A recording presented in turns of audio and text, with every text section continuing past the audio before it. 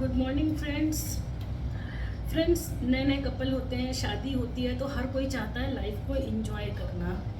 But आपने एक time तक अपनी लाइफ को एंजॉय किया, आपने खूब अच्छे से अपने हनीमून के टाइमिंग को एंजॉय किया, लेकिन कुछ दिन बाद यानी कि कुछ महीनों बाद आपको फिर मन में आता है कि अब हमें प्रेगनेंसी प्लान करना चाहिए।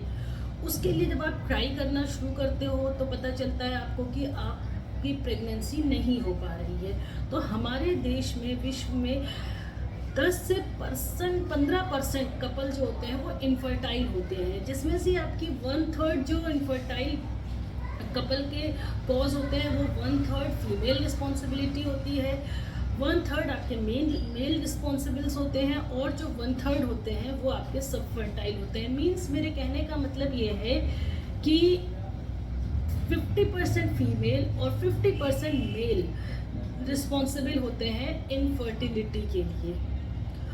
दोस्तों, हमारे देश में अगर नॉर्मल कपल प्रेगनेंसी ट्राई कर रहे हैं तो 80% लोगों को 6 मंथ्स में प्रेगनेंसी हो जाती है और 90% कपल को 1 ईयर में प्रेगनेंसी होती है। ये कुदरत का नियम है, ठीक है।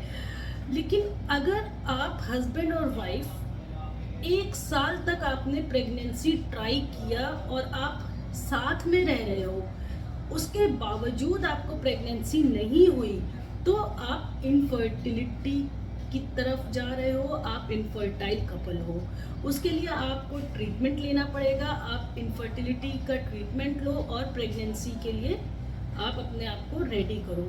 तो दोस्तों, मैं डॉक्टर शैला नाज आज आपको बताऊंगी कि इनफर्टिलिटी यानी बांझपन आप कैसे समझ सकते हो कि आप बांझपन की तरफ जा रहे हो और आपको उसका ट्रीटमेंट लेना चाहिए। कौन कौन से ऐसे लक्षण हैं जो आपको दर्शाते हैं कि ये आगे चल करके आपको प्रेगनेंसी होने में दिक्कत होगी, तो आपको अभी अलर्ट हो जाना चाहिए और उस चीज़ का आपको ट्रीटमेंट लेना चाहिए। एक प्रॉपर अच्छे गायनिकोलॉजिस्ट से आप मिलिए। तो दोस्तों, इस वीडियो को एंड तक ज़रूर देखिएगा। ये वीडियो आप सबके लिए काफ़ी ज़्यादा यूज़फुल होने वाली है। अगर आपको ये वीडियो पसंद आए तो अपने फ्रेंड्स और रिलेटिव्स में इसको आप लाइक एंड शेयर करिए। अगर अभी तक आपने मेरे चैनल को सब्सक्राइब नहीं किया है तो दोस्तों जल्द से आप सब्सक्राइब कर दीजिए।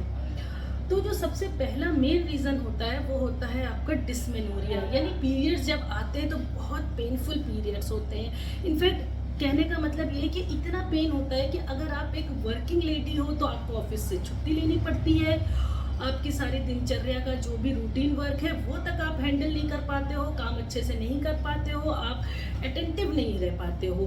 और अगर आप स्कूल गोइंग या कॉलेज गोइंग हो तो आपको घर पे आराम करना पड़ता है और आप एटलीस्ट 1 से 2 दिन आप कुछ नहीं कर पाते। इनफैक्ट आप बिल्कुल अपने बेड से हिल भी नहीं पाते हो, आप पैम्परिंग मांगते हो। तो दोस्तों, अगर पेनफुल पीरियड है तो वो बांझपन को दर्शाता है कि आप आगे चल करके आपको प्रेगनेंसी होने में दिक्कत हो सकती है। और इसमें होता क्या है कि ये जो पेन होता है ये आपके पीरियड्स से पहले शुरू हो जाता है और पीरियड्स के बाद तक आपको चलता रहता है ये पेन, और सीवियर पेन होता है। तो दोस्तों, इसमें आपको समझ जाना चाहिए कि इसके मतलब है कि आपके यूट्रस रिलेटेड कहीं ना कहीं प्रॉब्लम्स चल रही हैं। यानी जो सबसे मेन कॉज होता है आपका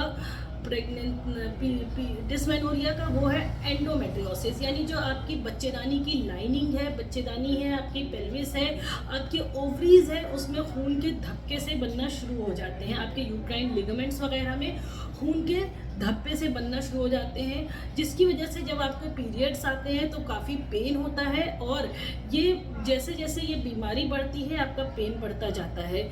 उसके अलावा आपके फाइब्रॉइड्स हैं, यूट्राइन आपके पॉलिप्स वगैरह हैं, जो यूट्राइन लाइनिंग में पॉलिप बन जाते हैं, वो भी इसके कॉज बनते हैं कि उसमें भी आपको काफ़ी पेन होता है और आपको ब्लीडिंग भी हैवी हो सकती है। अगर आपकी एज 35 ईयर्स से ज़्यादा है तो फिर दोस्तों कई बार आपके हार्मोनल डिस्टर्बेंस होते हैं, जिसकी वजह से आपके पेनफुल पीरियड्स होते हैं और आपको ब्लीडिंग भी हैवी होती है। तो आपको समझ जाना चाहिए कि आप बांझपन की तरफ जा सकते हो। दूसरा जो लक्षण है, दूसरा जो कॉज बनता है आपका, वो है आपका हैवी ब्लीडिंग मीन्स पीरियड्स का ज़्यादा आना। अगर आपके पीरियड्स ज़्यादा आ रहे हैं, जो नॉर्मल फ्लो होता है मेंस्ट्रुअल फ्लो वो 40 से 80 ml तक होता है। दोस्तों अगर 80 ml से ज़्यादा आपका फ्लो जा रहा है मीन्स आपके पीरियड्स जब आते हैं तो उसमें क्लॉट्स आते हैं, कलेजी के टुकड़े की तरह धक्के से आते हैं, या गांठें सी आती हैं, या धब्बे धब्बे से आ रहे हैं, तो ये नॉर्मल फ्लो नहीं है और ये आपके हैवी ब्लीडिंग को बताता है। और इसका मतलब ये है कि आपके ब्लड आपको इससे खून की कमी भी हो जाएगी और आगे चल कर के आप बांझपन की तरफ भी जा सकते हो। तो इसका जो मेन कॉज बनता है, रीज़न होता है कि क्यों ऐसा होता है आपके साथ कि आपके पीरियड्स में क्लॉट्स आ रहे हैं, तो वो है आपका फाइब्रॉयड है, आपकी बच्चेदानी का साइज बड़ा हो जाता है इसमें, जिसे हम एडिनोमायोसिस कहते हैं, या आपके यूट्राइन लाइनिंग में पॉलिप्स का बन जाना। तो ये सारी चीज़ें होती हैं कि जिसकी वजह से आपके महीना काफ़ी ज़्यादा तेज़ भी आता है। कई बार क्या होता है कि हैवी ब्लीडिंग के साथ साथ आपके 2 महीने के बीच में भी आपको क्लॉट्स वगैरह दिखाई देते हैं, जो कि पॉलिप्स के वजह से होता है। तो ये भी आपको बांझपन का निशानी है। जो तीसरा रीज़न है वो ये कि आपकी जो पीरियड्स है वो इरेगुलर होते हैं। मींस नॉर्मल साइकिल आपकी 21 से 35 डेज़ की होती है, लेकिन समय पे पीरियड्स नहीं आते हैं। कहने का मतलब है या तो फिर आपको 3 हफ्ते से जल्दी आ जाएगा, पहले आ जाएगा, मीन्स 21 दिन से पहले आपको पीरियड आ रहे हैं, या 35 दिन के बाद अगर आपके पीरियड्स आ रहे हैं, तो ये भी आपका इरेगुलर पीरियड भी आपको बांझपन की निशानी बताता है। 35 साल की एज से कम है अगर आपकी उम्र, 35 साल से आप कम हो, तो पीसीओडी इसका कॉज बन सकता है। हो सकता है आपकी पॉलीसिस्टिक ओवेरियन डिजीज हो, या तो फिर अगर आपकी एज 35 से ज़्यादा है तो फिर दोस्तों इसका मतलब है कि आपकी जो ओवरी है वो अच्छे से फंक्शन नहीं कर रही है। एज रिलेटेड होती है आपकी ओवरीज, तो वो आपकी ओवरी फंक्शन नहीं कर पा रही, जिसकी वजह से आप हो सकता है आगे चल करके बांझपन की तरफ चले जाओ, तो इनफर्टाइल हो जाओ आप।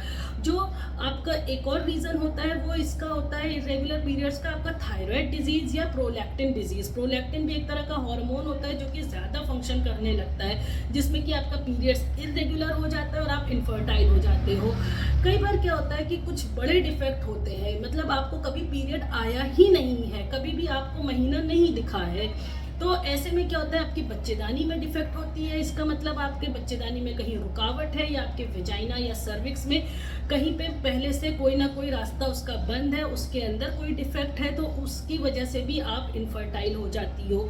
या तो फिर क्या हुआ कि आपको पीरियड्स पहले तो आते थे लेकिन अब पीरियड आना बंद हो गए हैं। उसका रीज़न होता है आपका, या तो आपने कभी डीएनसी कराया है, या डिलीवरी के बाद जो आपके बच्चेदानी का रास्ता है, दीवार है, वो चिपक गई है, जिसे कि हम एशरमैन सिंड्रोम कहते हैं। तो वो भी एक बहुत बड़ा कॉज बनता है आपका इनफर्टिलिटी का।